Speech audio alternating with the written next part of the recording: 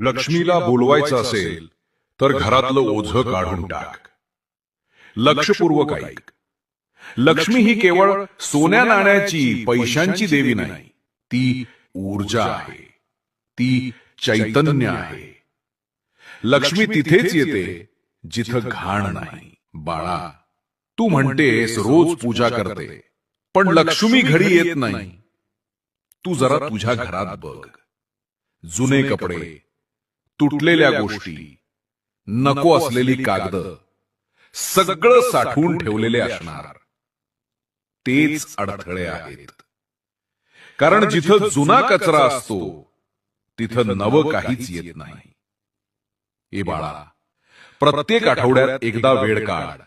बघ, जे काही वापरत नाहीस ते बाहेर फेकून दे. चांगले असेल तर ते कोणाला तरी दे ज्याला त्याचा उपयोग होईल.